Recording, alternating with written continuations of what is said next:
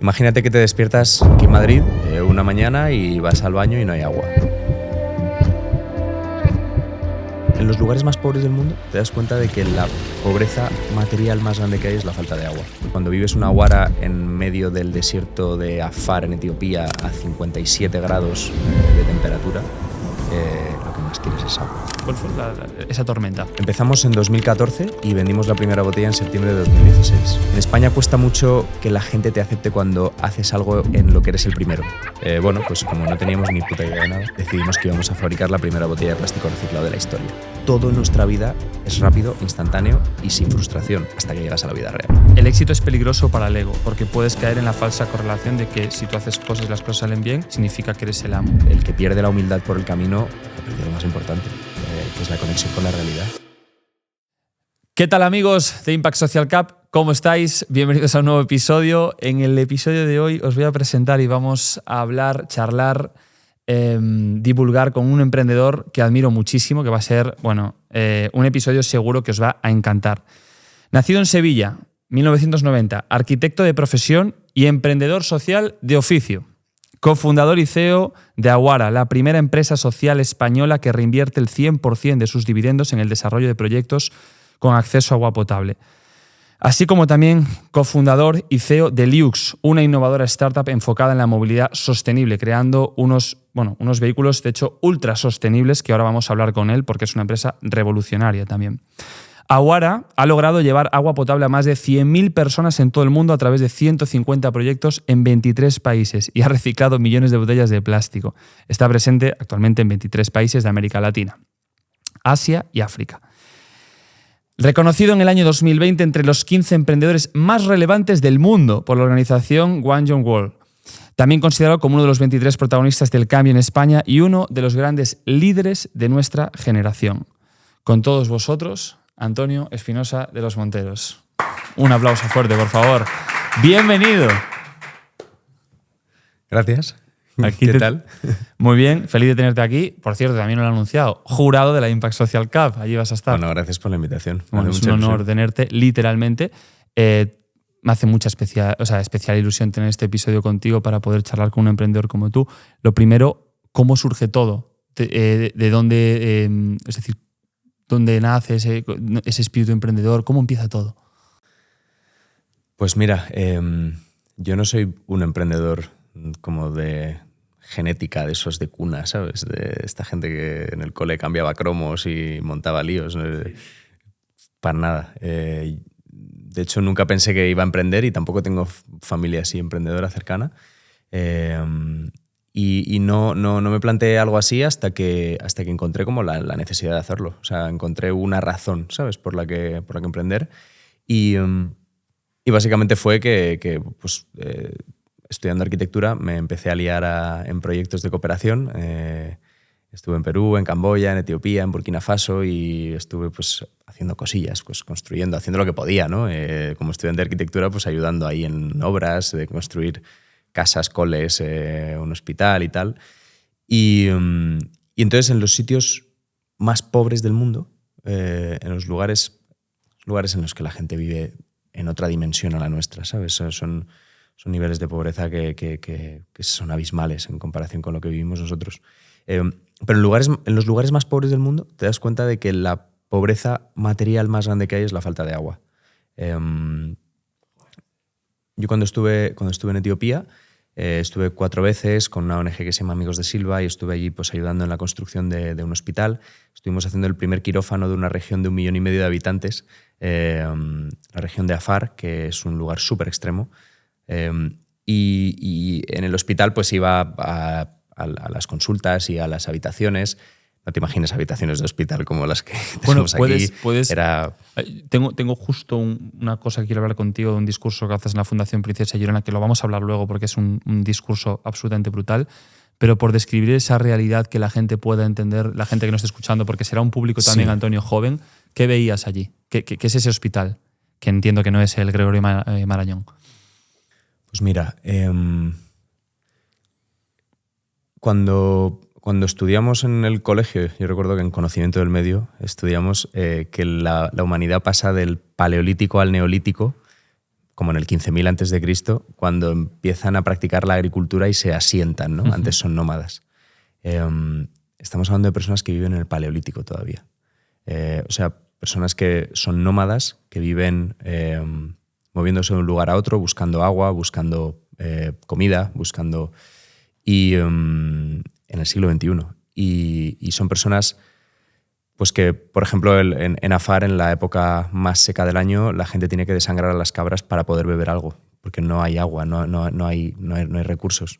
Son lugares en los que no hay nada, ¿no? O sea, no tienes sanidad, no tienes educación, no tienes carreteras, no tienes infraestructuras, no tienes nada. Cuando estábamos construyendo el hospital, la diferencia es tan abismal.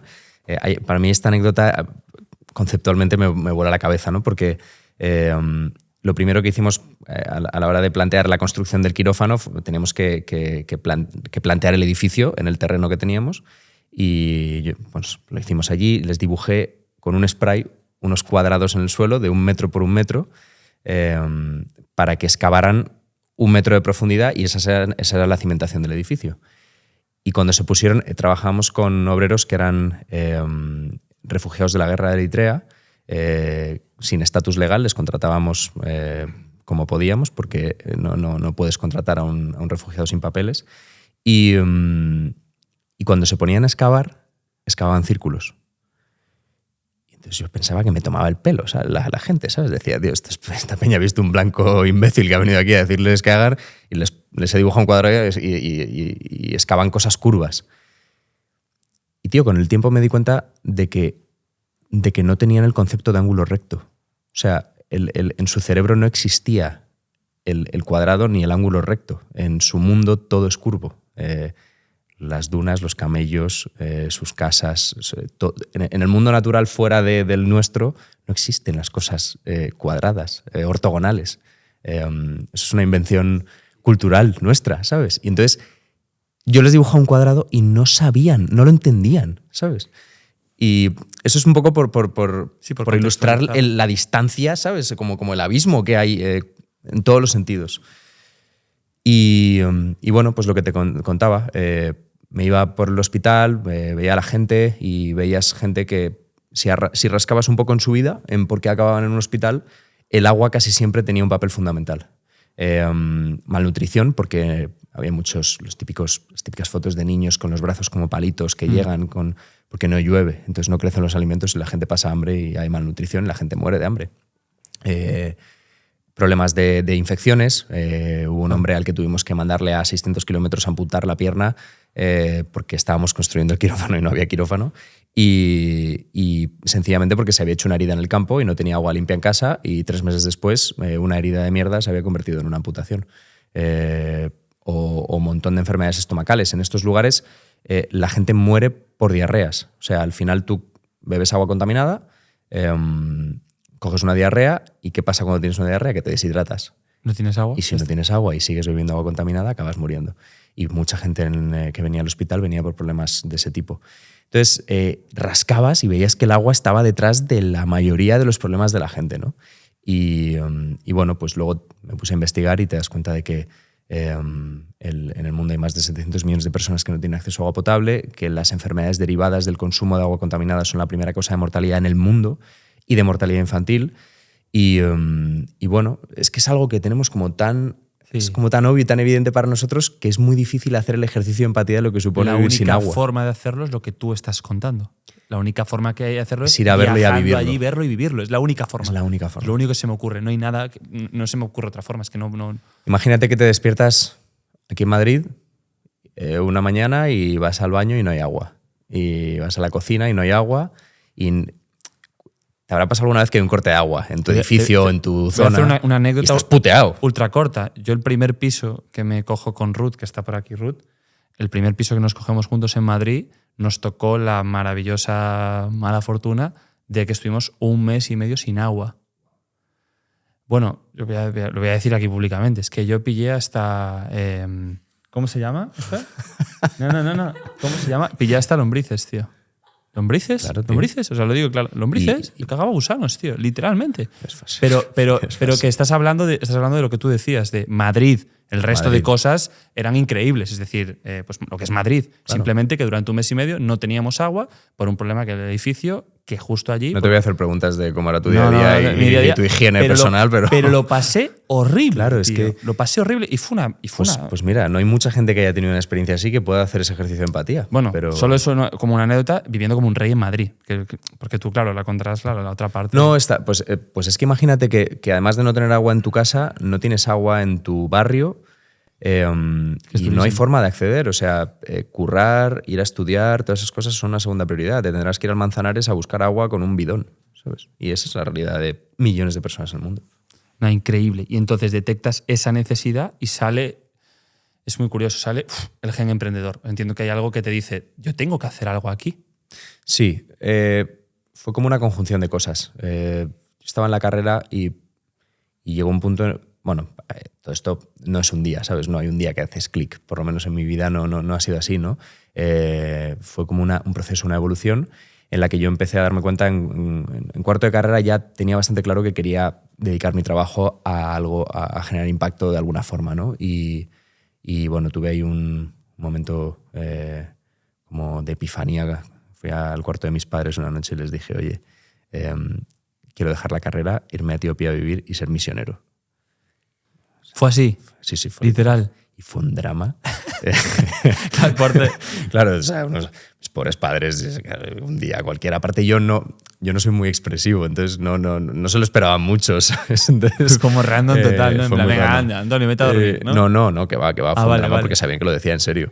Y bueno, al final llegué a la conclusión con ellos de que yo había adquirido el compromiso de acabar la carrera. Cuando la terminara podría hacer lo que quisiera, pero tenía que terminar. Y luego la vida me llevó por otros lados, para bien, pero fue así. Entonces, pero ya en cuarto de carrera tenía un poco esa idea, ¿no? Y fui viendo que, bueno, que la vida me llevaba para allá. Empecé a pensar en dónde puedo trabajar para hacer esto, para generar impacto. No encontré, no me convenció, no veía dónde podía tener sentido y dije, bueno, pues tendré que montar algo porque es la única forma, ¿no? Claro, porque tú eres uno de los grandes y de los más pioneros realmente en España de emprendimiento social. Entiendo que en España no había nadie prácticamente, era desértico, ¿no? El tema. Sí, un poco. O sea, luego rascas en el mundo del emprendimiento social. Sí, hay. El problema es que no es visible. Y además hay en ámbitos súper inesperados. O sea, si lo piensas, las cajas rurales han sido empresas sociales gigantes en España. Las cajas rurales eran un mecanismo bestial, con un impacto social increíble, hasta que llegaron los políticos y se las cargaron y pasó todo lo que pasó, ¿no? Pero como concepto, eran empresas sociales, eran empresas puramente sociales muy grandes y con un impacto gigante, ¿no? En España. O sea que sí que hay historias de empresas sociales y empresas sociales grandes, Ilunion, de la ONCE, hay grandísimas empresas sociales, sí, pero quizás no había como un ecosistema, divulgación, conocimiento, muchas referencias así, también referencias más tangibles, ¿no? O sea, era difícil encontrar como emprendedores que yo qué sé, en los que fijarte en ese momento, 2014, 2015. Y bueno, pues sí, fue como tirarnos un poco a la piscina. Empecé a Aguara con Pablo, un amigo del cole, y con Luis, un amigo de mi padre, y bueno, pues nos lo fuimos inventando todo por el camino. ¿Por qué Aguara? ¿Qué es Aguara? O sea, ¿qué significa Aguara? Porque entiendo que una empresa como vosotros le pusisteis significado.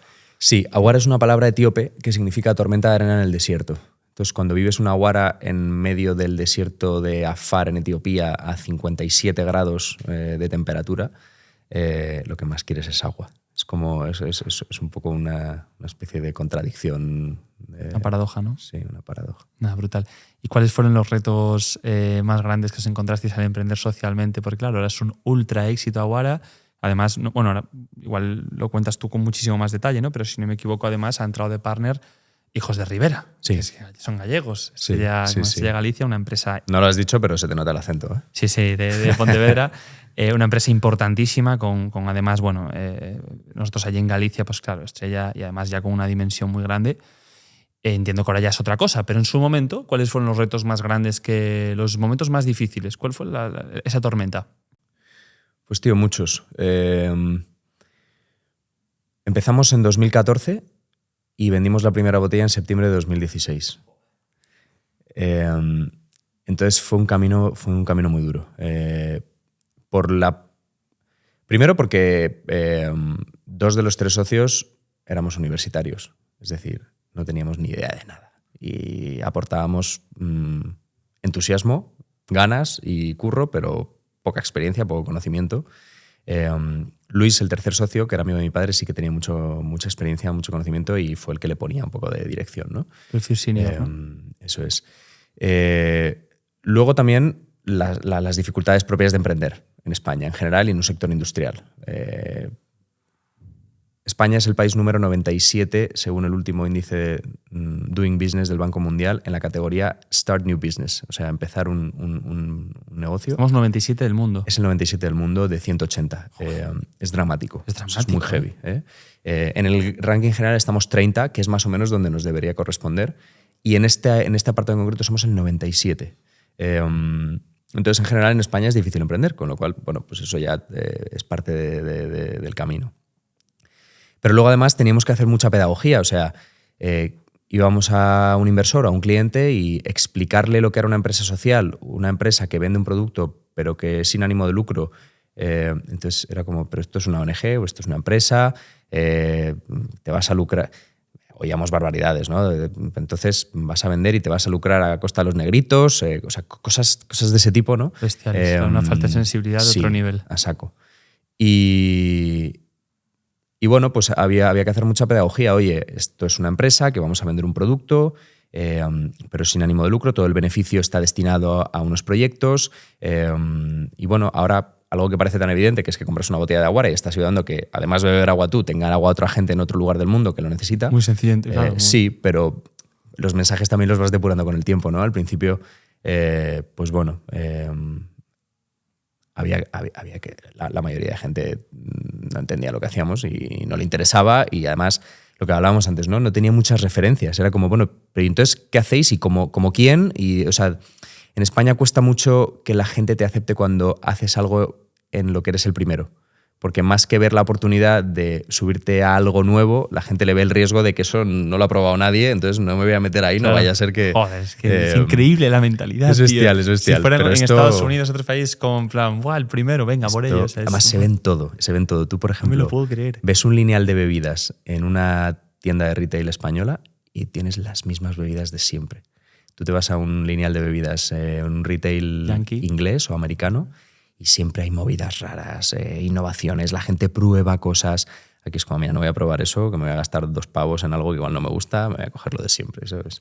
Está metido en nuestra esencia más profunda. Sí, es brutal. Entonces fue duro, 2 años y medio en los que, bueno, pues terminamos la carrera, nos cerraron 1000 puertas, tuvimos que financiar una empresa sin ánimo de lucro, que en ese momento además tampoco había referencias, ¿no? Y bueno, lo hicimos a través de un modelo de préstamos participativos, conseguir que inversores se subieran al carro.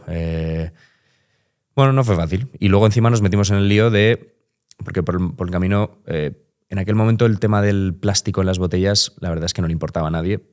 2015 todavía no era un tema mainstream.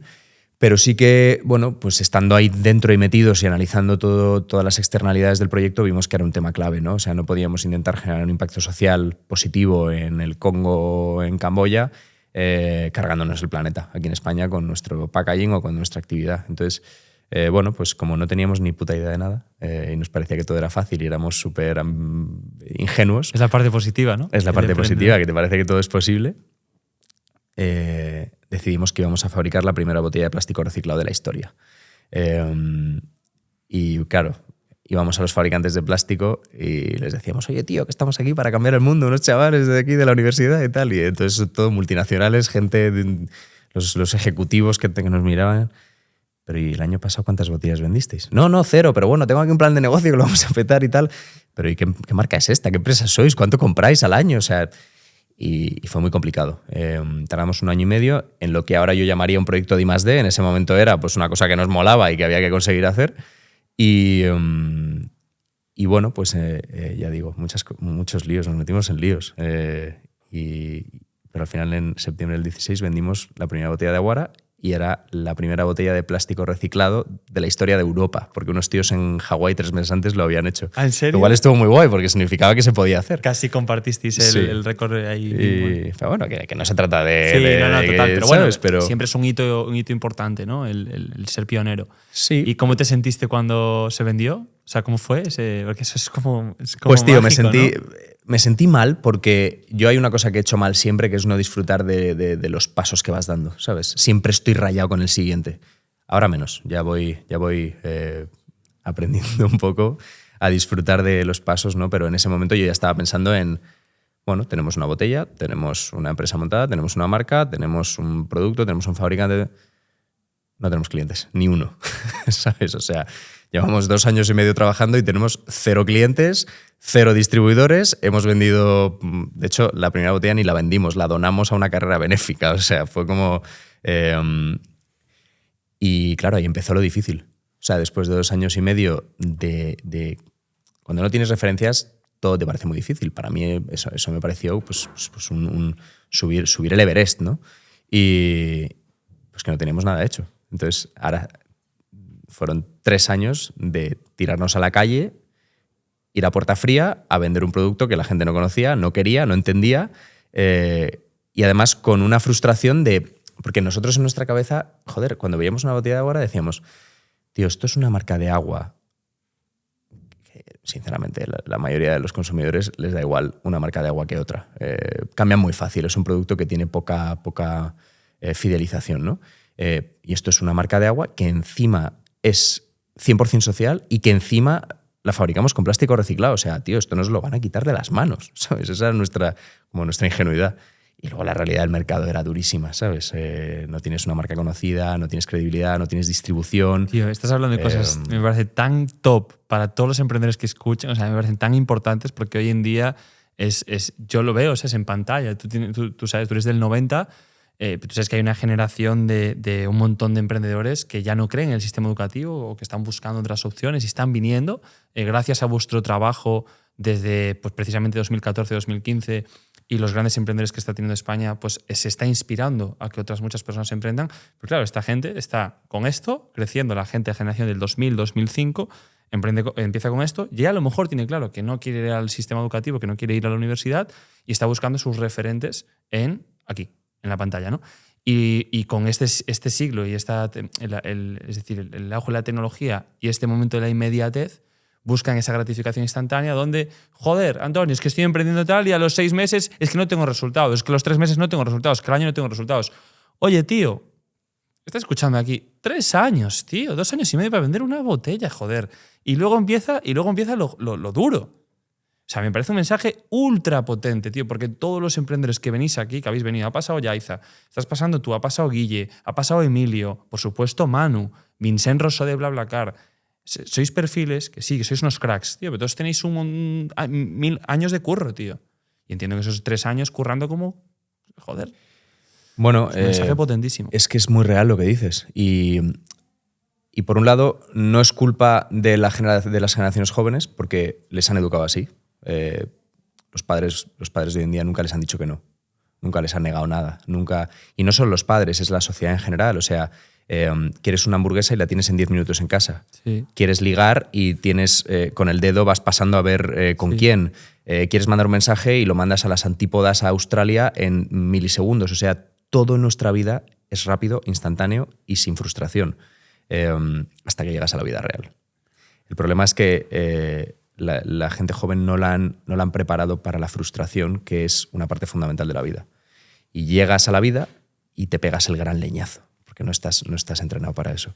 Y a mí me ha pasado también. No sé, yo creo que el emprendedor es un tipo que lo que aprende es a vivir frustrado, a vivir en un entorno en el que sus expectativas, sus tiempos, su visión, su velocidad, sus ganas no concuerdan con la realidad del mundo. Y la realidad del mundo es que hacer cosas cuesta trabajo, cuesta esfuerzo, cuesta tiempo. Hay que aprender mucha paciencia, hay que aprender mucha tolerancia a la frustración, mucha fortaleza. Y es parte absolutamente necesaria. O sea, si miras la historia de la gente que ha emprendido y que ha conseguido hacer cosas, salvo excepciones, y las excepciones son excepciones, la mayoría de gente lo ha pasado de culo y ha sufrido mucho para sacar adelante los proyectos. Y proyectos que hoy vemos que son como evidentemente cojonudos, les han dicho que no 1000 veces, han estado a punto de quebrar otras 1000. Y es así, y es la realidad. Y hay que vivir, hay que prepararse para eso. Es brutal. Tengo por aquí, porque quiero abrir la parte de preguntas, pero tengo aquí varios comentarios que has hecho en diferentes entrevistas y con temas ultra interesantes, ¿no? No hemos hablado de Liux, que me parece una brutalidad. Te consideran el Elon Musk español, pero con muchas diferencias, porque voy a hablar de esto que has dicho, olvídate. Con muchísimas. Muchísimas diferencias. Y hay una parte importante. Y en las que salgo yo mal parado desde No, pero hay un comentario que tú haces al respecto y que me parece brutal, que tiene que ver, dice, el éxito es peligroso para el ego, porque puedes caer en la falsa correlación de que si tú haces cosas y las cosas salen bien, significa que eres el amo. Esto lo has dicho tú, ¿no? ¿Cómo lo ves tú hoy que, pues sí, tienes 2 empresas ultra exitosas, súper innovadoras, pim pam, un montón de reconocimientos, una imagen, una inspiración para un montón de jóvenes? Este tema me parece un tema interesante, el tema del ego. Pues, a ver, yo desde mi visión no tengo la misma percepción de éxito, ¿sabes? O sea, sacar Liux adelante me está costando la vida. Está siendo... Ya estamos viendo la luz al final del túnel, en un año durísimo, y ahora si quieres te cuento un poco más, pero yo vivo, o sea, mi vida es una constante lección de humildad, ¿sabes? Porque la vida me va dando leches todos los días y no leches, quiero decir, soy un súper afortunado y un privilegiado, pero me meto en líos, y cuando te metes en líos te expones a las dificultades, ¿no? Y las cosas nunca van como yo quería, y eso, en el fondo, es cojonudo. Porque si me fuera como yo quisiera que me fuera, cuando yo quiero que me vaya, probablemente me convirtiera en un imbécil, ¿no?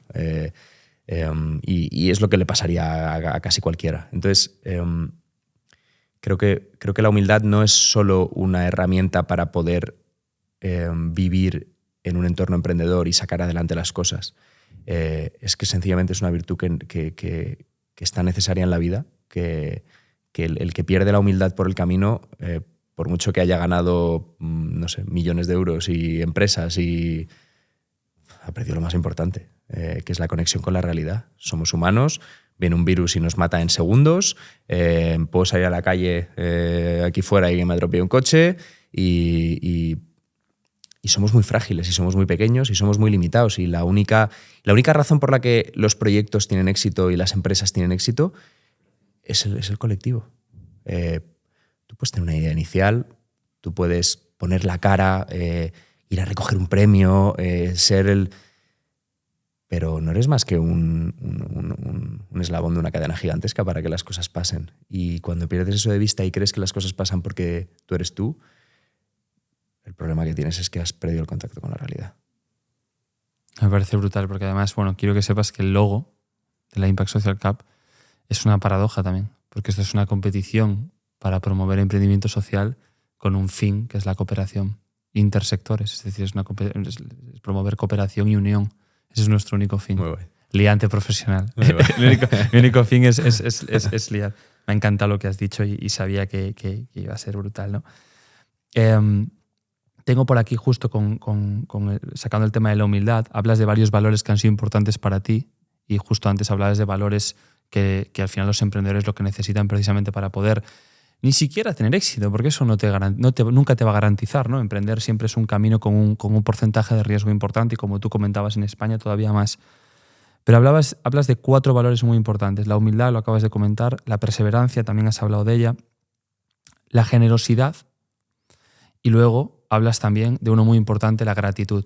Has tenido un discurso espectacular que el otro día se lo puse a Ruth y casi me emocionaba escuchándote, en el Premio Fundación Princesa de Gerona, que acabas de recoger hace poco, y hablabas de que había que estar agradecido, ¿no? Y además lo considerabas tú como un superpoder, porque precisamente veías quizás a una generación con cierto nivel alto de victimismo, y precisamente es la época de la historia donde menos victimismo debería haber, sobre todo en países desarrollados. Me encantaría escuchar este punto teniéndote de aquí, ¿no? Aprovechando este momento. Es que al final el haber vivido en ciertos lugares y haber conocido a ciertas personas y tenido ciertas experiencias en lugares en los que la gente no tiene nada y vive con... Cuando estás en los lugares más jodidos del mundo, te das cuenta de que todos los seres humanos somos iguales.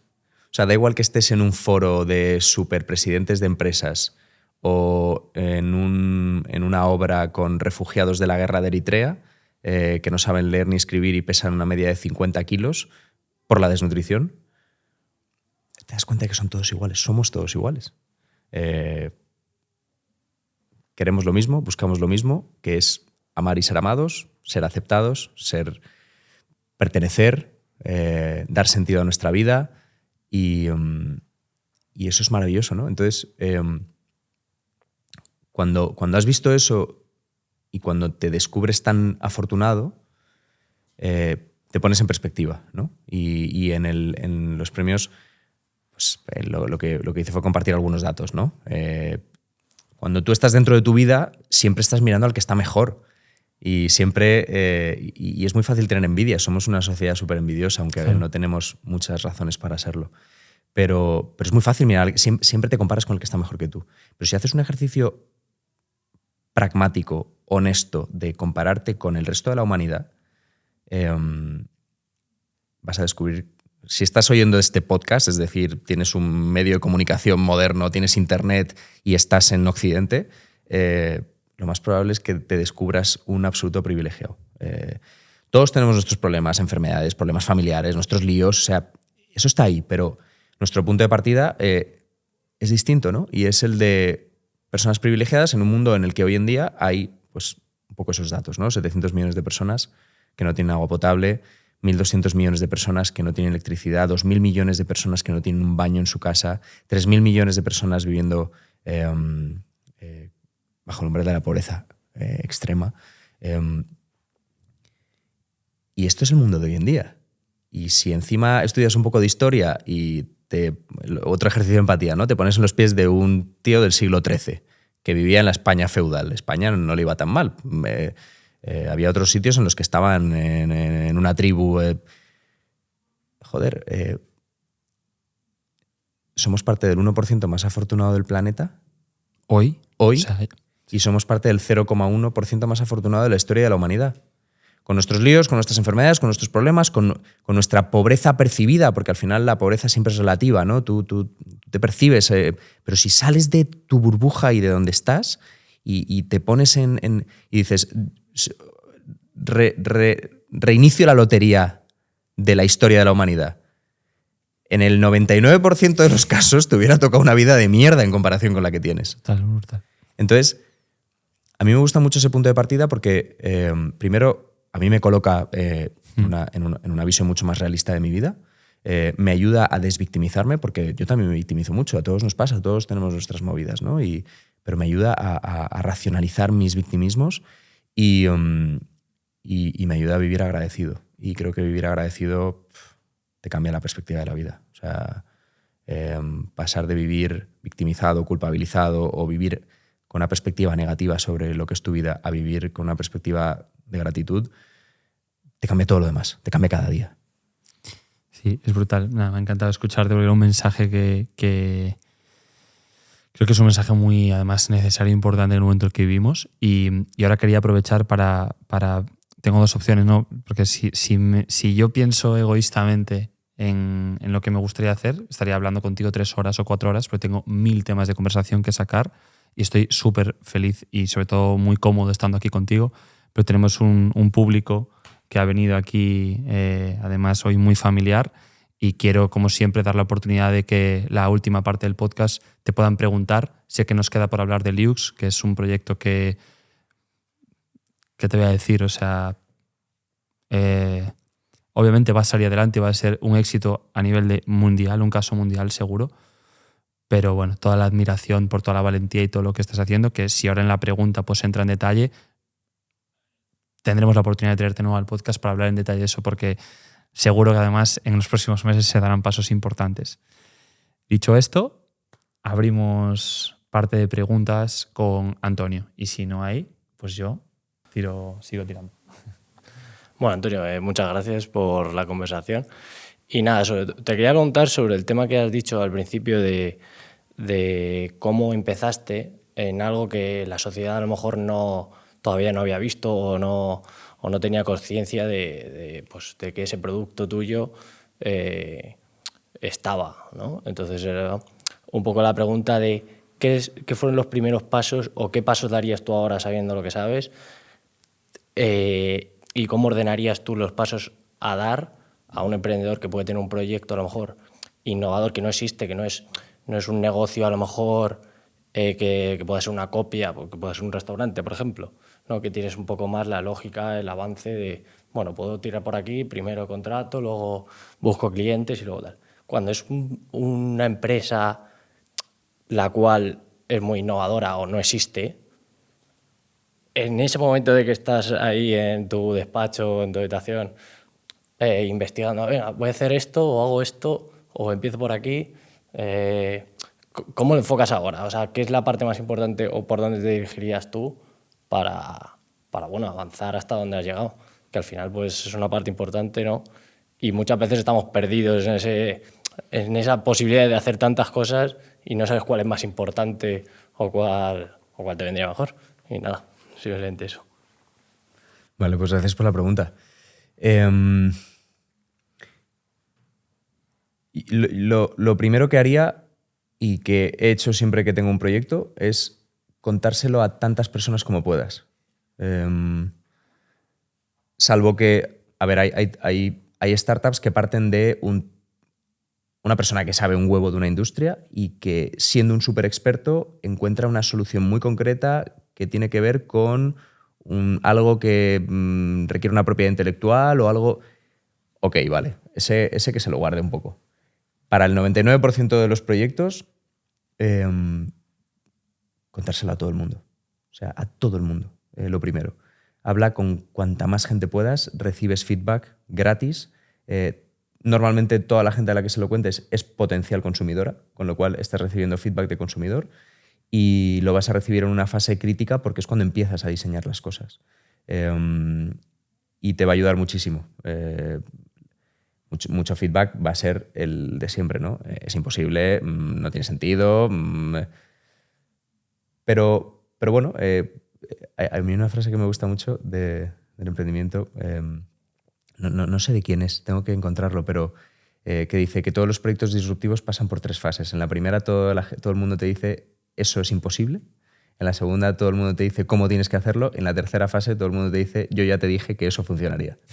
Entonces, cuando empiezas y la gente te diga que es imposible, no necesariamente es algo malo. Es fase 1, ¿no? Es como detecto fase 1, ¿no? Es fase 1. Puede ser un disparate también, pero que recogiendo mucho feedback, con el tiempo vas a ir separando la paja del grano, ¿no? Lo segundo que haría es, o que creo que hay que hacer, es convertirte en un súper experto de tu materia. O sea, cuando empiezas un proyecto, normalmente un emprendedor generalista empieza en un sector que puede ser nuevo, que conoces poco, y es fundamental que te conviertas en un mega friki de lo que vas a hacer, en todos los ámbitos. O sea, si tienes redes sociales, llénalas de esa temática. Si tienes YouTube, llena tu algoritmo de esa temática. Si lees libros, llena tu lectura de esa temática. Conviértete en un absoluto especialista en lo que vas a hacer con el tiempo. El primer día no lo vas a hacer, pero los proyectos duran tiempo. Entonces, si empiezas desde el día 1, al año no serás un súper experto, pero sabrás, o por lo menos sabrás el lenguaje de la industria, y a los 3 años igual ya empiezas a tener cierto criterio, ¿no? Conviértete en un mega experto de lo que hagas. Y lo tercero, busca a los mejores socios posibles. No tienen por qué ser socios fundadores en el equity, busca el mejor ecosistema de colaboradores posible. Ya sean proveedores, clientes, inversores, socios a nivel personal. Busca rodearte de gente muy buena que te aporte lo que tú no vas a traer, que es el 99% de lo que hace falta. Busca gente buena. Y gente buena que sepa que tenga la experiencia y que tenga el conocimiento, pero sobre todo que tenga la actitud. Gente que tenga actitud de emprendedor y que sea capaz de remangarse y meterse en un lío contigo. Genial. A colación a la respuesta, el paso número 1 comentabas que era comunicarlo. Vivimos en un mundo en el que sí que se ven a día de hoy las redes sociales en todo el mundo, pero también es una realidad que la glosofobia en la población es la mayoría. Y yo creo que hay muchos genios, pero es verdad que son de un carácter más introvertido. ¿Qué le dirías a un emprendedor que nos está viendo, que tiene una idea brillante, pero es cierto que se reprime mucho a la hora de comunicarlo, exponerse, comentárselo a su entorno, incluso porque le cuesta la comunicación? Lo entiendo y empatizo con ello. O sea, a mí me cuesta. Yo soy una persona bastante poco expresiva y bastante introvertida, aunque, bueno, pues voy ya cogiendo un poco de... Pero de serio soy súper introvertido. Y creo que es especialmente importante para esa gente comunicar. Creo que no tienes por qué hacerlo de una manera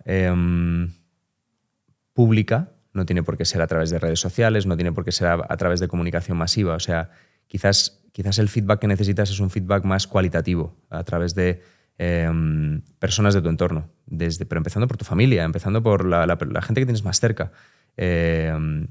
Búscate a gente con la que hablar. Y igual son más conversaciones de tú a tú, un café o no tiene por qué ser... En redes sociales, además, creo que hay que dirigir bien la búsqueda de feedback. O sea, tienes que saber hacerlo, tienes que saber hacer las preguntas adecuadas, recoger el feedback de la manera adecuada. No se trata de lanzar cosas de manera indiscriminada, ¿no? Me refería más a un feedback de habla con toda la gente que puedas que esté a tu alrededor. Y aunque cueste, si te cuesta, pues significa que cuando algo te cuesta y lo haces, además aprendes, con lo cual es una oportunidad. Qué bonito, muchas gracias. También se trata de ver que al final es como un egoísmo el que tenemos de cómo me da vergüenza o cómo me es un reto. Al final el propósito está por encima de la propia persona, ¿no? Y ese es el mensaje que me encanta, porque por una parte disfruto mucho esta conversación que hemos tenido, de que sea súper inspiradora, pero también con herramientas, y ha sido súper generoso, así que gracias. Está brutal. ¿Algo más, chicos? ¿Óscar? Bueno, me gustaría seguir el hilo de Ruth, ¿no? del tema. Yo creo que, o me gustaría usar como una palabra como para definir o tu perfil con mucho respeto, yo creo que, o tu manera de vivir, yo creo que es como vives como en agradecimiento, ¿no? Y creo que esos son, la pregunta va por ahí. Si esa experiencia que tuviste, que es bastante brutal y dolorosa, ¿no? Eso fue lo que hizo que, no sé, como que, sé que lo explicaste un poco, pero lo venía hablando con Iván, de que nos hacemos la misma pregunta, como qué es lo que realmente, o por qué emprendemos, ¿no? ¿Por qué hacemos esto? Y creo que coincidimos como en que porque queremos disfrutar y dar, ¿no? O sea, disfrutar o dando, ¿no? Entonces, la pregunta sería, ¿qué fue, o dicho, me gustaría que lo dijeras tú, qué fue eso que te hizo como querer, no sé, como ese clic que hizo para empezar a dar, ¿no? Porque creo que, o sea, lo pregunto también porque también soy arquitecto, ¿no? Y quería hacerte preguntas como que, no sé, más técnicas, pero creo que ahora tengo un perfil así, ¿no? Como quiero dar, quiero aportar un poco más y me gustaría como que qué hizo, ¿no? Porque yo creo, experiencias que me han pasado, que son las que yo puedo sustentarme para empezar a cambiar. Pero quería ver si, no sé, escuchar de otra persona, a ver si o lo mío es muy básico o muy, no sé, no llega a un nivel como el tuyo, pero no sé. Y si me permite otra pregunta, como que no sé si como arquitecto te ha pasado el emprender con la carrera, ¿no? Porque me pasa a mí de que, wow, quiero emprender, pero también quiero como mi carrera, o no sé si emprendo con mi carrera, o sea, como esa lucha entre esas dos cosas. No sé si... Vale, joder, difícil la primera pregunta, pero gracias. Te diría que casi siempre, la mayoría de gente que he visto que emprende y que hace un emprendimiento social, del tipo que sea, ¿no?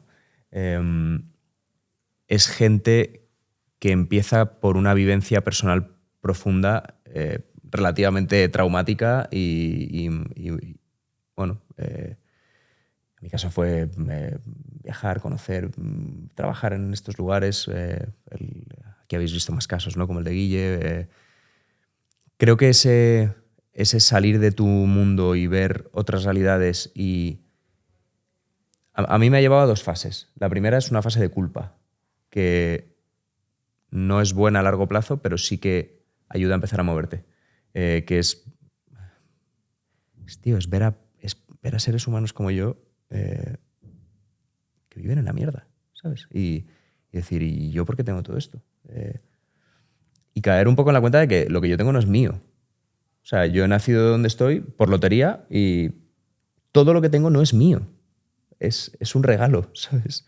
Y hay gente que está jodida y entonces tengo la obligación, entonces la culpa te mueve a tratar de hacer algo. Y luego esa culpa evoluciona o debería evolucionar, creo, en gratitud, que es partir, no partir de joder, me siento culpable, tengo que hacer algo. Es partir de wow, qué suerte tengo y qué oportunidad de compartirla, ¿sabes? A veces, como te hablas a ti mismo, cambia mucho la perspectiva de las cosas. Y aquí, aunque pueda parecer lo mismo, es radicalmente diferente. Vivir o actuar movido por la culpa que actuar movido por la gratitud. Y creo que eso ayuda. Vivir experiencias heavies, ¿no? O sea, creo que la gente joven que está en la carrera o no está en la carrera, pero que está empezando con su vida profesional, muchas veces está muy obsesionada con tengo que hacer prácticas, tengo que empezar a montar un currículum como en profesional, estándar, en los cánones de... Y tío, yo creo que un chaval de 19, 20 años que pueda, lo que tiene que es que vivir. O sea, llenar su vida de experiencias. Y ahí vas a encontrar cosas para tu vida profesional. Pero vive, o sea, sal de las redes, sal de lo estándar, sal de lo de siempre, sal de lo que hace todo el mundo, sal de lo que llevas viviendo toda la vida y que es igual, y vete a la aventura, vete a buscar, vete a conocer, vete a encontrar a gente distinta, que piensa distinto que tú, que vive distinto que tú, que habla distinto que tú, y ahí es cuando vas a aprender cosas, y ahí es cuando vas a ver oportunidades, y ahí es cuando vas a descubrir vocaciones potenciales diferentes que te van a mover mucho más probablemente que hacer lo mismo de siempre y lo mismo que has visto, ¿no? Entonces, para mí es eso, para mí es conocer, tener la suerte de conocer y de experimentar cosas diferentes, y en ese camino y en esa vida y en esa aventura encuentras razones por las que moverte. A veces, aunque sea por aburrimiento o sea porque todo es igual, tenemos como poca motivación para movernos y para hacer lo mismo que hace todo el mundo, ¿no? Sin desprestigiarlo, porque el sistema tiene que seguir funcionando y somos unos privilegiados del sistema, pero hay gente que tiene dentro la necesidad como de crear un poco o de vivir cosas un poco diferentes. Pues tío, sale ahí fuera, haz un poco el loco, haz cosas distintas, ¿no? Y sobre la segunda pregunta, yo no he tenido esa dicotomía porque llegó un momento en el que para mí el propósito de Aguara era tan heavy que era como... yo no estaba renunciando a ser arquitecto. Claro. Estaba abrazando algo que había encontrado, ¿sabes? Pero sí, como arquitecto, una cosa que he descubierto con el tiempo es que eres arquitecto toda tu vida. O sea, lo que has aprendido estudiando es el mismo... O sea, lo que tiene valor de la carrera de arquitectura no es que diseñes un detalle constructivo con un material. Es el proceso creativo. Al final, ¿cuál es la asignatura principal en arquitectura? Proyectos. La vida y las startups son proyectos. Y es lo mismo. O sea, en un proyecto de arquitectura tienes unos inputs que son un tipo de uso, un solar, y tú, a través de un proceso creativo, das lugar a una solución que en la carrera es arquitectónica. Pero el proceso es el mismo en la vida real. Es un mercado, una necesidad, un consumidor, que luego metes en un proceso creativo y das lugar a un producto o un servicio. Lo que tiene valor es el proceso, no las premisas o el resultado. Bueno, muchísimas gracias por muy oportuna para mí esta respuesta, porque estoy en ese punto clave donde incluso lo que dijiste, no me voy a extender mucho, lo conversaba ayer con una amiga, eso de que yo le comentaba, pero quiero salir, quiero viajar, ¿no? Y lo he hecho, ¿no? Acabo de llegar a este país y quiero ir a otro. Y me dice, ¿pero por qué? ¿Por qué no te quedas y tiras un poco más las raíces? Y yo, pero no sé, porque quiero conocer, ver otra situación, otros problemas. Y es más de curioso, pero también porque...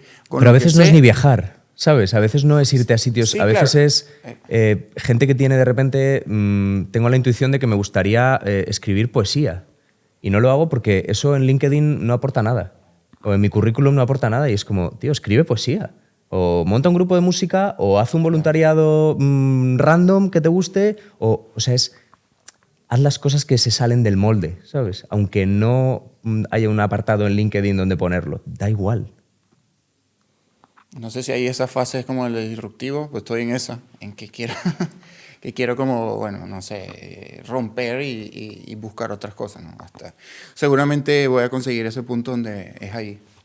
Pues dale caña, el que busca encuentra. Dale, gracias y gracias a Tomás por la oportunidad. No, nada. Entonces, bueno, queda... Sí, Sergi, última...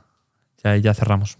Bueno, soy Sergi. Lo primero, un placer escucharte porque me siento muy identificado y ahora estoy viviendo en Australia. Estoy en esa fase que ya he ido a buscar la aventura, he estado de aventura y ahora busco un poco la fase contraria, de volver, crear raíces un poco y empezar como el proyecto. Entonces yo te quería preguntar qué es lo que te trajo a España a empezar a crear. ¿Qué es como eso que te hizo clic y por qué a España y por qué eso, empezar a crear aquí? Sería un poco la pregunta. Bueno, pues es poco meditado. Es porque soy español, vivía en España, estaba en Madrid y aquí surgió, ¿no? Al final tampoco se me dio de otra forma. En ese momento es verdad que yo venía pensando que me iba a ir a vivir a no sé dónde y que iba... Pero bueno, luego a veces la vida te lleva también o no te lleva y te deja donde estás, pero en mi caso fue fortuito. Estábamos aquí, empezamos aquí y aquí nos hemos quedado y bueno, es verdad que trabajamos en 23 países, viajamos mucho y eso es un regalo, ¿no? O sea, tener la posibilidad de viajar todos los años. Pues hace 2 semanas estuve en Kenia y es como que mantienes muy vivo el propósito y yo psicológicamente lo necesito de vez en cuando, ¿no? Reconectar con la misión de manera como muy directa. Pero bueno, aquí estará nuestra casa. Increíble. Voy a terminar con una última frase tuya también, donde hablas de un tema que también me parece ultra interesante, que es que, claro, hoy en día pues lo ves, ¿no? Sobre todo en redes sociales, pues quizás se ve bastante, pero supongo que en el mundo corporate también se ve mucho más, que es el concepto de la hiperproductividad, ¿no? Una frase que te vi ayer haciendo los deberes, en una entrevista decías que la hiperproductividad ya es no solo es un hecho, sino que se va a seguir expandiendo. O sea, que esto es difícil de frenar, pero que la humanidad debería regresar a un plano más filosófico, humanista y espiritual. Yo no puedo estar más de acuerdo, o sea, no puedo concordar más con eso, pero ahí voy, ¿no? Es decir, para que lo puedas como hablar y cerrar con esto, ¿cómo lo ves? Entiendo que no solo la humanidad, las empresas, ¿no? Se está viendo en Estados Unidos que hay empresas que ya están contratando a departamentos de filosofía, ética, moral, con todo el auge de la IA, ¿no? De la inteligencia artificial, que esto va a ser más importante que nunca. ¿Cómo veis este punto, ¿no? ¿Cómo ves todo esto? Pues tal cual como dices, ¿no? Además, últimamente he leído a un par de gurúes de la IA diciendo olvídate de aprender a programar, porque en 5 años va a haber una IA que lo va a hacer por ti y tú lo que tienes que hacer es construir criterio, ¿no? O sea, en todos los sentidos. Criterio a nivel de diseño, criterio a nivel de pensamiento, a nivel sociológico, filosófico, a nivel de cómo nos comportamos en sociedad, cómo nos relacionamos, qué está bien, qué está mal, qué queremos como colectivo, qué no queremos, cuáles son los límites de la tecnología. Y el problema es que desarrollemos unas herramientas con un potencial brutal y perdamos el criterio a la hora de utilizarlas, porque la energía nuclear sirve para cosas muy distintas. Unas son muy buenas, unas son muy malas. Un martillo sirve para cosas muy distintas. Unas son muy buenas, unas son muy malas. Entonces, en la medida en la que sofisticamos la herramienta y cada vez son más sofisticadas y más productivas y con mayor potencial, necesitamos sofisticar el criterio a la hora de utilizarlas. Con herramientas muy poderosas y con malos criterios, la probabilidad de destrucción es heavy. Es mejor tener mucho criterio y un poquito menos de productividad. Es una buena forma de cerrarlo. Así que nada, amigos, espero que hayáis disfrutado mucho este episodio. Muchísimas gracias, Antonio. Gracias a ti. Te lo dije antes que se queda corto el episodio, pero seguro que vamos a poder disfrutarte mucho más. Y por supuesto te tendremos de jurado, que será un honor, tío, contar contigo para esta primera edición de Impact Social Cup.